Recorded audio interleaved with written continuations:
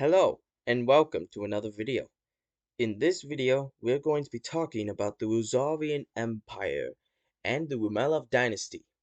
As you all know, the Rumelovs would go around and usurp the Ruzovian Empire's current dynasty, the Octavie dynasty. The Octavie dynasty, if you've watched my previous videos, you'll know that they have ruled the empire for centuries. So how will the Ruzovian Empire change under this new dynasty? Well, let's not waste any time and begin.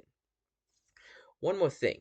If you haven't seen my previous Ruzovian Empire's videos, as I believe this is the fourth one, make sure to check out the previous three, or however many there are, before you click on this video. Anyways, let's begin. So, in 190 of the Fourth Era, the head of the Rumelov family, Rascalius, fled north after failing a coup attempt. Afterwards, he was... okay, sorry about that. He fled north after his second coup attempt, because he actually did one before this, in 170 of the Fourth Era. However, this too failed. When he fled, unlike last time, he fled into the north instead of into the countryside, where he would meet up with many nobles. He convinced these nobles to join up with him and launch a rebellion against Macarinus III. You see, the reason he was able to do this is because, number one, the nobles were not a big fan of many of Macarinus' changes. You see, Macarinus he was known as the peasants' emperor, and he was called this by the nobles to try to harm his reputation and to make fun of him. But this title is quite true because Macarinus had despised much of the nobility. In fact, he placed into law a lot of meritocratic reforms. This means that he valued people based on their skills rather than their blood and their relations with nobles. So, after several years, Rascalius would be able to land an army onto Roruz, the capital of the Ruzovian Empire, and kill Macarinus in battle. With that out of the way, he was able to become the emperor of the Ruzovian Empire. The nobles and people who supported Macarinus III would support his son, Macarinus IV, and they would flee to Ari, where they believed that they would be safe.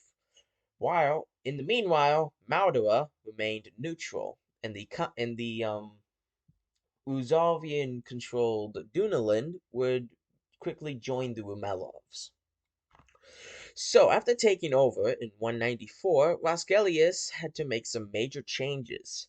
For one, he changed the law completely in a lot of ways, removing many of the meritocratic features or what was left at this point. He also introduced the racial pyramid, which said certain races were superior to others in social class. This led to large populations of the continent of the empire being suddenly changed in such an unusual way, which caused a lot of unrest. For example, the Sher revolted after they implemented this. They were also angry at the fact that they had been annexed, aka their status as a Sher confederation, as a tributary slash vassal state of the Ruzovian Empire, was gone, and they were now officially part of the empire. This angered them as they believed that they would be snuffed out of history because the Ruzovian Empire and the Sher Confederation had a pretty complicated history. It was these reasons that the Sher rebelled in 194, I believe. In 198, they were defeated, and this would begin a period of time in which the Sher were both fleeing and deported to the east. This is also seen as a beginning of the Pekara genocide, in which Pekaras were enslaved and slaughtered. You can check out my video to learn about the races. Now, what's important to note about this is that this wasn't directly always deliberate. You see, the Ruzovians would most commonly enslave the Pekura. However, they enslaved these people and others so bad that this would cause the deaths of many people. Other times, slaves would get injured, and even if they were not major, sometimes they would be killed. Now, what's even worse about this atrocity is that um, sometimes they would kill these slaves and then they'd skin them for their wool and skin or whatever they had on. Usually it was pekwa, so they'd shave them and kill them and sometimes even go as far as to eat them. There are many more details to this as a whole. It's pretty terrible. If you want to know more, I can make like a community post or something about it and let me know in the comments. But anyway, let's move on. So on Ari was going through a period of time known as the Intergarvian period. This is where much of Ari was slipping away from the Ruzovian Empire's control. As you all know, the old ancient king, not ancient, but someone, I can't remember his name, in the 100s of the from I believe 70 to the hundreds of the Fourth Era conquered the entire continent of Ari. Make sure to check out the previous part 3 if you wanna know more. Conquered pretty much the entire continent. However, at this point, they had lost most of their control. And it wouldn't be until 201 of the Fourth Era when Roscelius landed an army of 200,000 men onto Ari in which the decline had stopped. He did this, landing the army, to defeat the remnants of the army that was supporting Macarinus. By 203, he managed to defeat the remnants and secure his hold over the rest of Ari. However, Ruzovian control had been greatly diminished, with only few port cities and some territory. However, it is very important to note that some of these areas are actually quite heavily populated. For example, this area towards the east, whose name I keep on forgetting, I believe has around like 60 million people plus just in this area. The region as a whole, because this isn't the entire region that the Rosavians control in the east, is controlled is like populated by several hundred million people. There's a reason why, but overall, they still ruled over a large population, even in these small areas. So, in 206 of the Fourth Era, the Rumelov would land an army of over 100,000 men onto Maldor in an attempt to retake the continent. However, after reconquering the lands in Maldor, the people of Maldor began to get upset.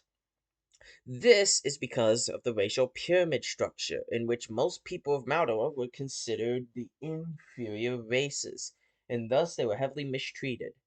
A lot of things would happen throughout the next few years which would lead to them revolting.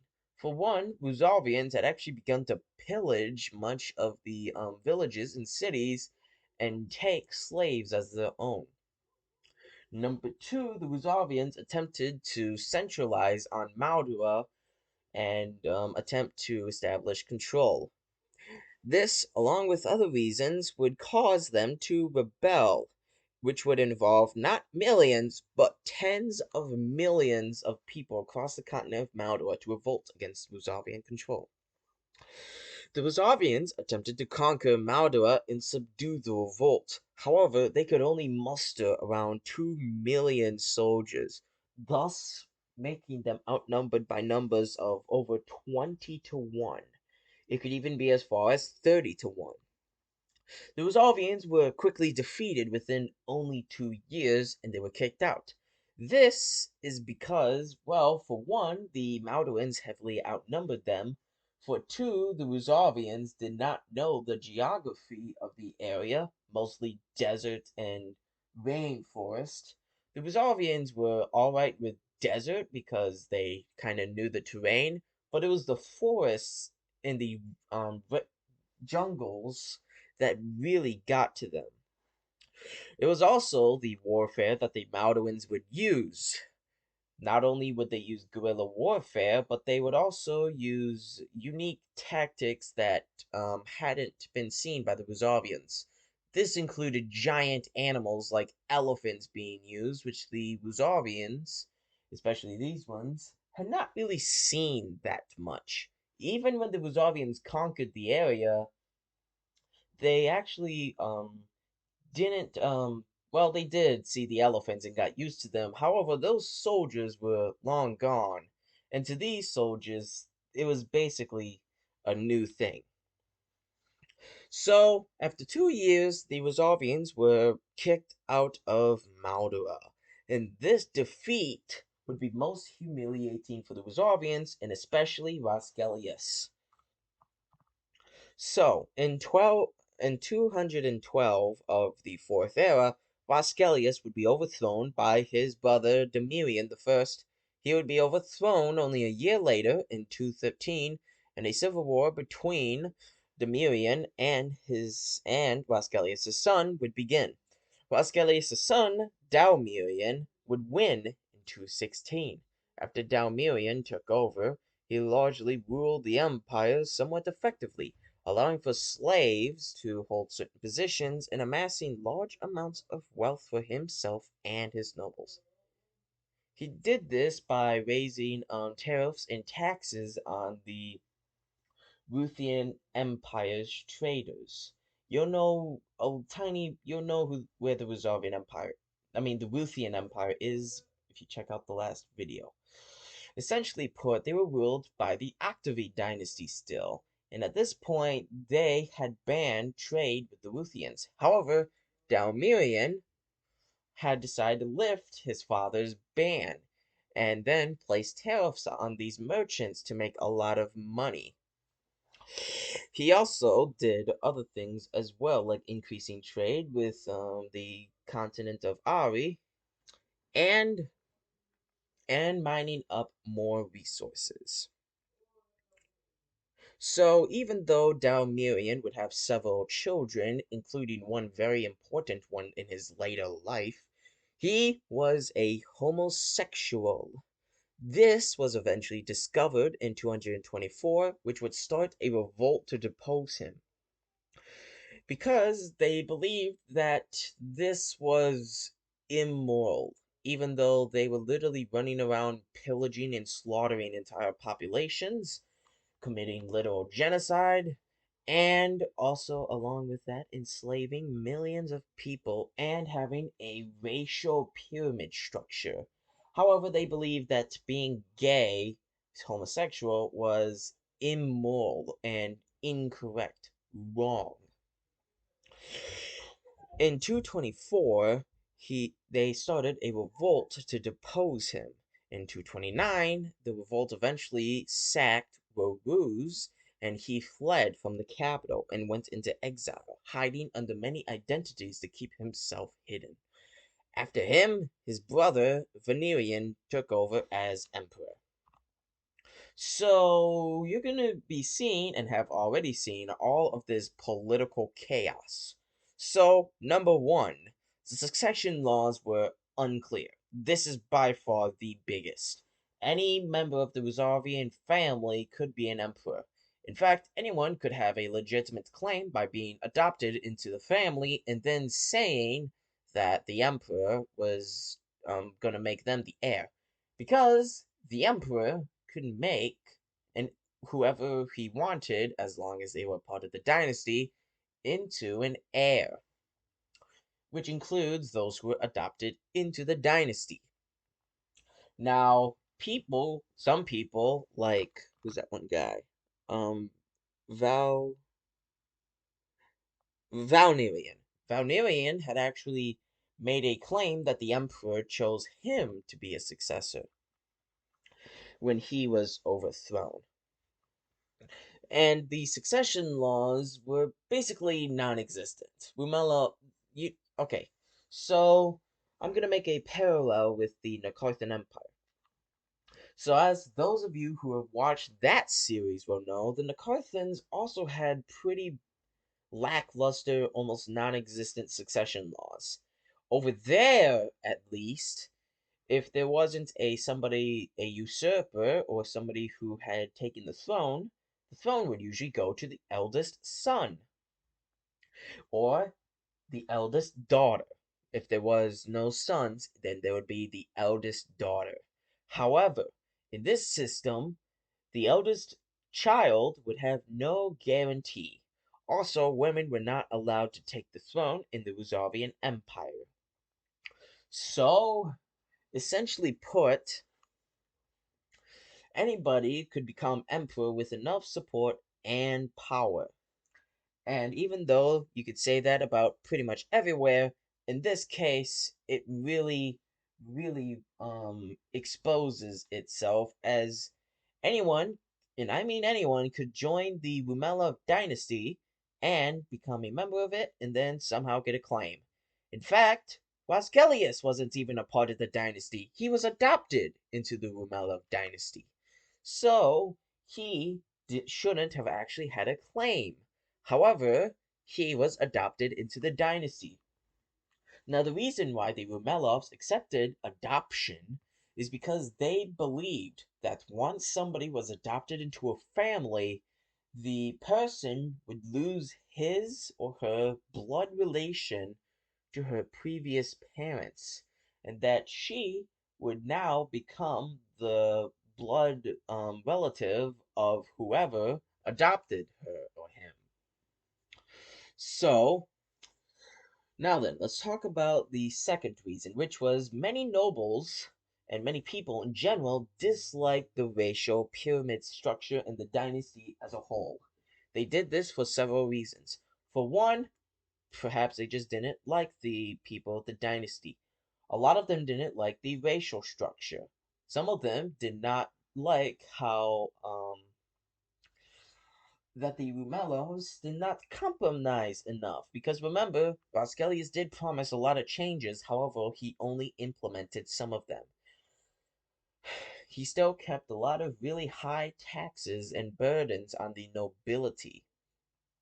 For example, the nobility did have to pay for a lot of the soldiers in the empire when war happened, and this was a burden that many of the nobles wanted to change. So, now finally, many members of the Rumelov dynasty would promise changes to get support. What I mean by this is those who wanted to take the throne would simply talk to nobles and promise them things. And they would attempt to make it look like they would actually do these changes so that they could get support against an emperor. And this could lead to numerous civil wars, attempted coups, and stuff like that. So, after Valerian took power, he would prove to be a weak emperor. The men who ran the empire in his name were a council of men from the Rumelov dynasty, who were deeply unpopular. Only 3 years after Valerian took power, he was assassinated and another civil war began. It would be between Remel the Sixth, who was Valerian's cousin, and Valerian the Second, his son. Remel the Sixth had to quell a number of attempted revolts after winning the Civil War. He also had to quell many coups by people who supported Valerian the Second and others. You see, even though Remel had won the Civil War, he didn't actually kill Valerian the Second, which led to him and others united to attempt to overthrow him. Eventually, Remel the Sixth would die in 239 of the Fourth Era. After his death, his son Valerian, not his son, but the Valerian the Second, the first son, Valerian the Second, took power, but he was only a mere child at this point. Wait. Okay, mix up. So it was Valerian the Third who was only a child. Thus, a regency was established in the name of Valerian the Third. However, during this time, the empire had many pretenders and claimants, such as in 241, Dalmirian attempted to take the throne once again, but failed and died in the process. So, Valerian III would die in 247 at the ripe old age of 15. I believe Valerian III was actually Valerian II's brother. Yeah, okay. Just to clarify that. Thus, there was a period of 1 year without an emperor. Eventually, somebody named Rosgellius II, who claimed to be Rosgellius I's grandson, took power. No, he would be notable in his attempt of conquest into Maldor in 255, but this failed horribly due to a storm and heavy resistance. Because remember, only 40, 50 years earlier, tens of millions of Maldorans would rise up in rebellion. He was, however, able to keep a hold of the remaining colonies in Ari, and he was able to establish many forts which would protect them for a while. He would also secure the Archduchy of Goldland into a tributary state in 252, bringing them under the control of the Ruzovian Empire somewhat. This is important because Goldland, the land of gold, has a lot of gold. And this was being brought to the Ruzovian Empire, which meant a lot more money. Alas, when he was preparing for a campaign against the Ruthenian Empire in 258, he would be overthrown by Adrius I, who was the last son of Dalmirian right before he died. When Adrius took over, he was a very young and ambitious person. He started his reign off in 261 after making compromises to the nobility and establishing a strong regency to make sure that his rule was secure. He started with an invasion of the Ruthian Empire. He did this because his mother was a Ruthian princess, and he wanted to do what Macrovinius did, become emperor of the Ruthian Empire. This war would last for over a decade, in which at the height of the war the Ruzovians occupied much of the Ruthian Empire. Ultimately, though, he did lose the war with the Ruthian Empire. For a look at the war itself, I have a map video about it. However, the war with the Ruthian Empire is not the only thing he is known for. In fact, this is the main thing he is known for. Starting in 265 of the Fourth Era, Adrius began a series of wars in Ari. These wars are way too complicated and way too much for me to talk about in one video, but I'll talk about some of them. He started by making himself the Archduke of Goldland after the Archduchy of Goldland rebelled against him before he went to war against the Kingdom of Mauryan, who was in the north, who sent support to the Archduchy in its rebellion. Then he launched numerous conquests, other than notably the Timberlands.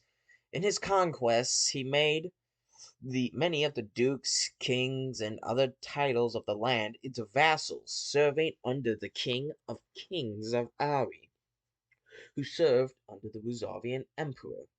He did this because he used the claim of the King of Kings as a legitimate title to allow for him to do these conquests. And at this point, in the 280s, most of the continent of Ari would be under his control. Now, when I say under his control, I don't actually mean fully. You see, while on this big map you could see it's all red, it's actually much more divided within certain places.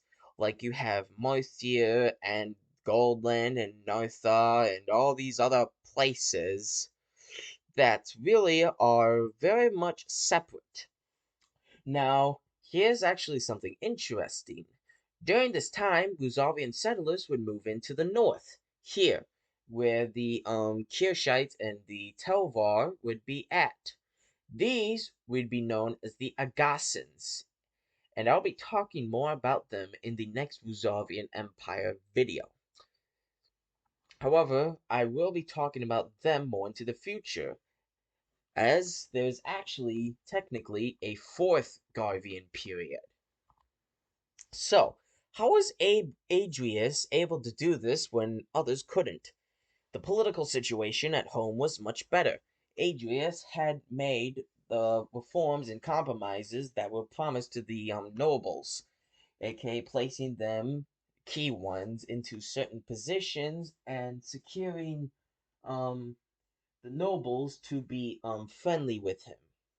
He also established powerful regents who, while they were able to um, be rule effectively while he was gone, they were also they were also limited into what they could do, and it made sure that Adrius could not be betrayed.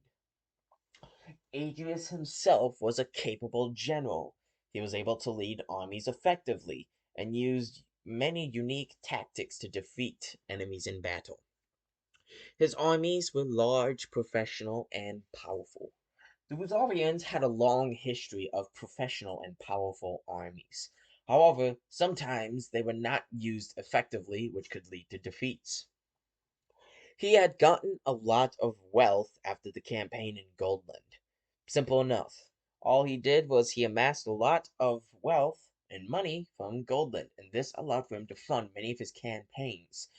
Infamously, famously, or most notably, in the Ruthian Empire, in the very long war that he had with them. So, as I've said before, the Ruzovians conquered much of Ari, but the local rulers essentially had a lot of the control over their own regions at first. They had to obey the King of Kings, who himself had to obey the Ruzovian Emperor. However, the King of Kings of Garvia, as they were known, um, well, to explain, ships were very expensive, and traveling from Vanza onto Ari was very hard and difficult to do. So the communication between the two was split off, and oftentimes the King of Kings of Ari could disobey the Emperor without much consequences. Ari was divided, and in fact, not too much changed after the conquests, as these places were able to fight each other, and fight each other they did. This, to allure into the future, will actually help lead into the fall of the Resolvian Empire's control from the area. Let's continue. So, even with the wealth from Goldland, Adrius still did need a lot of funds to fund his wars. Thus, he managed to bribe the nobility into granting him piles of gold by lowering their taxes.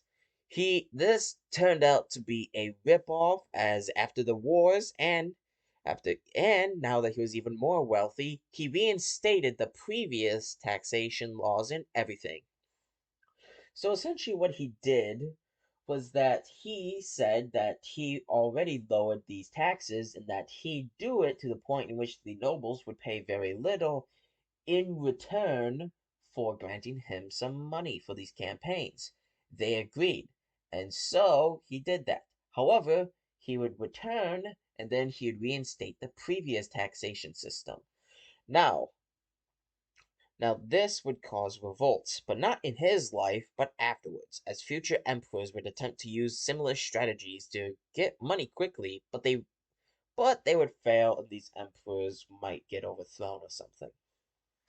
Now back with Adrius. So the reason why the nobles didn't revolt against him was because he was too powerful. And he did make a compromise. He did allow for the nobles to get certain tax breaks. Okay, they wouldn't have to pay taxes if they did some certain things. So while they did have to pay the same taxes that they did before, after Adrius's reforms, but before his the second tax reductions, I'll call them, he did give them certain layoffs and certain like they didn't have to pay taxes on certain things. So this was to make sure that the nobles were staying at least somewhat loyal, not loyal, but somewhat under his line. Now, fun fact, another reason why Adrius is so known is because he had hundreds, if not over 1,000 children with various wives, concubines, and other women. So yeah, there are many people across the entire world at this point, except even Maldora had some, that were direct descendants of Adrias and that would form their own bloodlines. Yada yada yada. So Adrias would eventually be usurped in 285, leaving behind a much more powerful empire than what he had inherited. His successor, who would be his eldest son, Dalmirian II, took power. His reign and that of his successors was largely uneventful, and for several decades things in the empire were running smoothly. However, the changing point would begin in the 340s and 350s. These things would begin to affect the empire slowly. At this point, things were happening, such as famines and plague in Ari, political turmoil at home, and wars with the Ruthian Empire. These things would begin to take a toll on the Ruthian Empire. With all that going on, the Archduchy of Goldland, after splitting itself from the Emperor, meaning that the Emperor of the Ruzovian Empire was no longer the Archduke of Goldland, would rise in power and eventually become the face of Ari liberation. So, so I'm gonna do a couple different things this time. For one, I'm gonna tell you, I guess, a bit of spoilers, what you're gonna be seeing in the next video. So, in the next video, we'll be talking about the fall of Ruzovian control over the basically everywhere. You'll see the rise of the Archduchy of Goldland, the Kingdom of Moithia, the Kingdom of Agas, and others. You'll also see, for those of you who've watched my channel for a long time, the Ridmer Empire. Yep, that thing. And for my one guy, you'll see Lord Lashik. So, be tuning for that. However, that is going to be it.